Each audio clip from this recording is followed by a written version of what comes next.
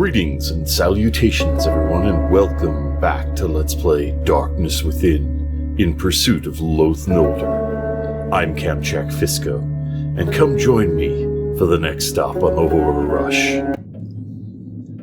Cassette number 1, record number 1 and 2. Old and now unused Moreland Cemetery, Bringston. Bringston is a small old town which was established 18 miles northwest of the city centre of Wellsmouth. The farms, which are situated whilst going to the north, are as old as the town itself. There are stories which have been told for a long time about a tomb in the old and now unused cemetery called Moreland Cemetery that is situated right in the old part of Bringston. It is said that some nights strange noises and indescribable disgusting smells come from within that tomb. Lovely. Some people who use the rough pathway which passes 150 meters west of the Moreland Cemetery relate that they saw some tortuously twisted silhouettes and heard some howling, screaming, and squeaking sounds that they couldn't identify. I started my recordings here at about 2:45 a.m. It was so dark and overcast that it was almost impossible to see the surroundings. I used a small flashlight, but I had to be very cautious because of the rumors about some grave robbers who plundered the old graves by spreading all the bones around in a disgusting, inhuman manner. That's a very odd way to drive people off. That's really weird. The metallic half-open door of the notorious tomb had some figures and half-reliefs similar to Rodin's The Gates of Hell. It was rusted and had started to crumble away. The effects of the passing years, the spacious interior smelled really awful. The cover of the stone tomb was broken and the interior was visible through an opening. The floor of the tomb had collapsed into a wide underground hole. I heard that during a strong earthquake 4 years ago, some parts of Bringston collapsed into the underground holes or caves. I think the same earthquake was the reason for the collapse of that tomb. I recorded both the interior of the tomb and the buildings surrounding it. Record number 3, in a cave near Northwood Forest. The whereabout of this cave, which is located 3 miles away from the notorious Northwood Forest, is not widely known. It is connected to some other caves that form a complex underground network. It was rumored that a lot of people have become lost inside and never returned. Some people claim that they have seen fires inside, and have heard sinister sounds coming from the depths of the cave at night. Record number 4. By the dig in my cellar. So your own... yeah, that makes sense. Some sounds are coming from the well in my cellar. I do not know what lies beneath it, or the reason for its construction. From the top of the well, I used a flashlight to examine the well, but it was too deep for me to see the bottom. So this is before he went down, obviously.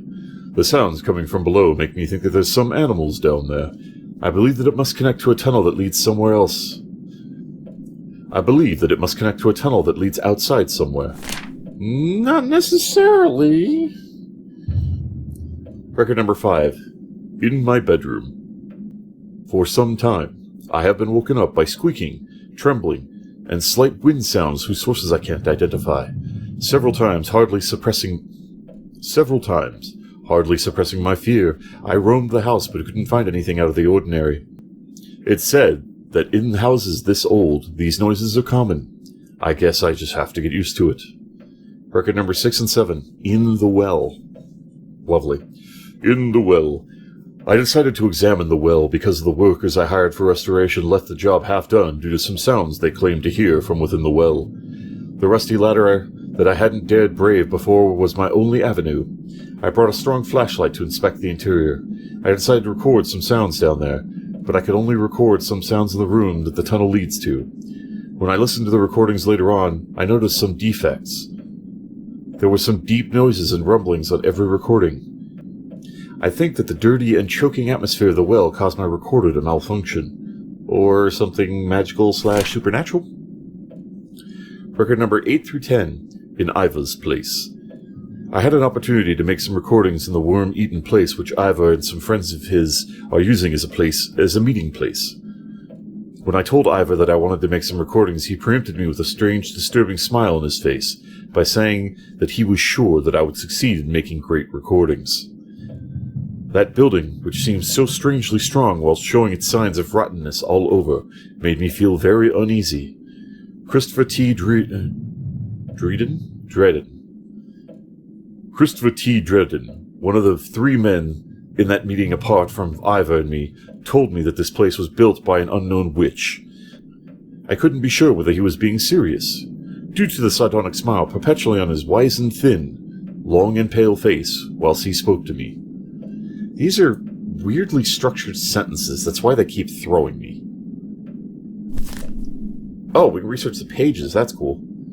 Mr. Field made some recordings while he was at Ivor's house. This is a good clue. Are there clues on each page? These notes describe the recordings Mr. Field made. Okay, so no, I have to go through each page? Okay, so I guess they were on the first page and the third page. These notes pertain to cassette number 1. It's only 2 of 3. Oh, because I can go back another page, duh. Here we go. Mr. Field's life changed when he took over his father's company at age 22. Okay, so those are the 3 clues. For some reason, I thought that was on the first page. I don't know why, that threw me. Oh, wait, did I ever... No, I can't actually do the thingy on that. Okay, never mind. So we're good. I thought maybe there were clues that I'd missed. Wow, we can go all the way around the table. That's empty, and why did the music suddenly get all weird? Alright, so what's in the box? 33? 1832 and 1833?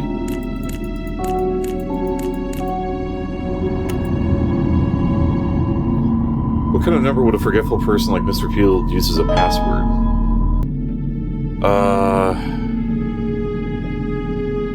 Hold on, we gotta go back and check the notes. Maybe 2006, that's when he disappeared. Nope. Alright, so we gotta find it. We may not have actually found the clue yet. The showcase is empty. I wonder what strange things were displayed here. Yeah, no kidding.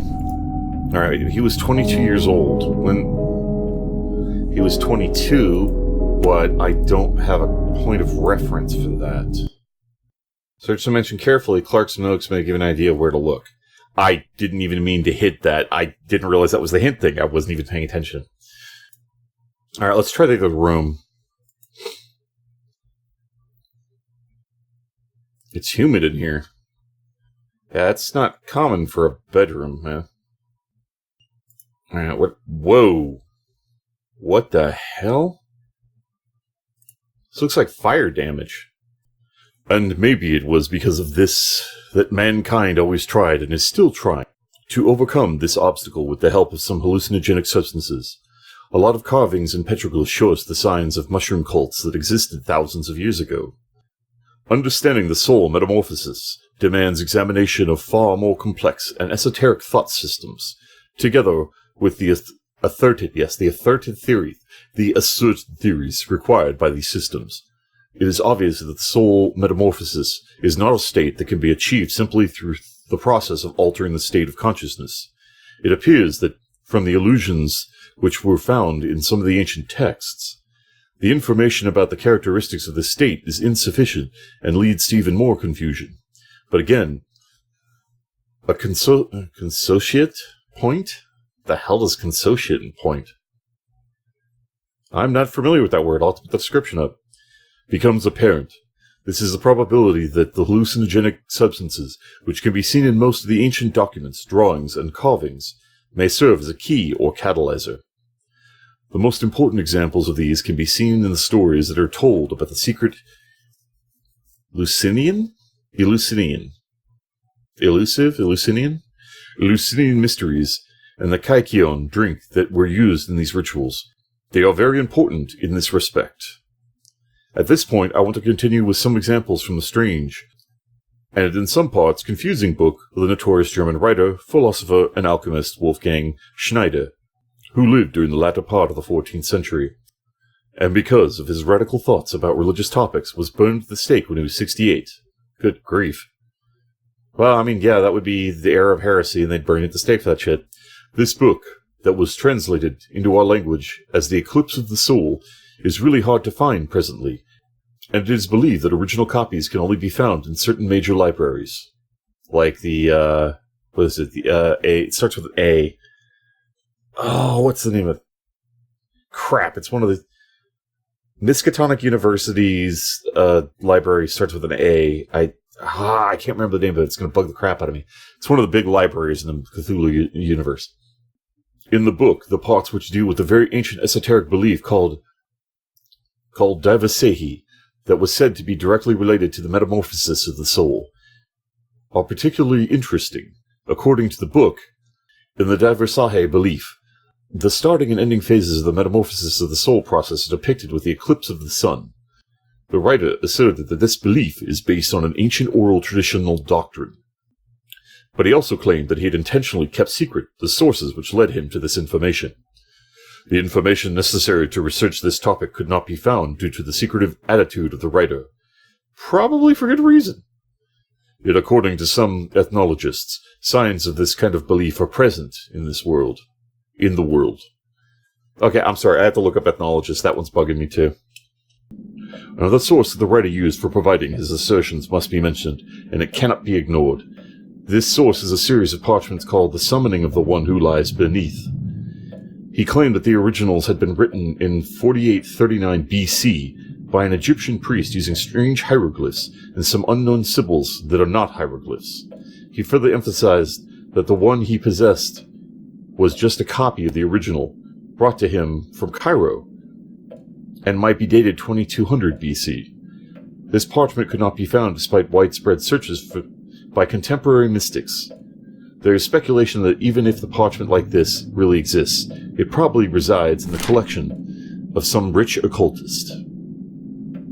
The Summoning of One Who Lies Beneath is thought to be a compilation describing some preparations and rites written by an unknown cult that worshipped we don't know the rest of the word, and opposed that of Ma'at, we don't know the rest of the word. This is according to some Egyptologists, although there are some who disagree with them. The important thing here is once again the allusion to the use of hallucinogens. We know that there were mushroom cults in the Sahara Desert 7,000 to 9,000 years ago, owing to some carvings and petroglyphs. The fact that the text and the diagrams in this book completely corroborate these historical truths proves that. What Wolfgang Schneider had written about the summoning of the one who lies beneath may be true. The Eleusinian Mysteries were annual initiation ceremonies for the cult of Demeter and Persephone based at Eleusis in ancient Greece.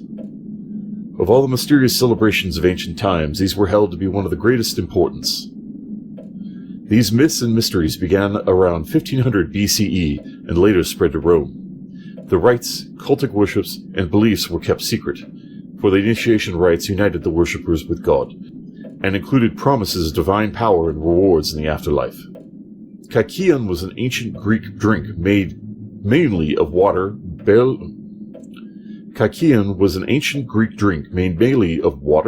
barley, and herbs.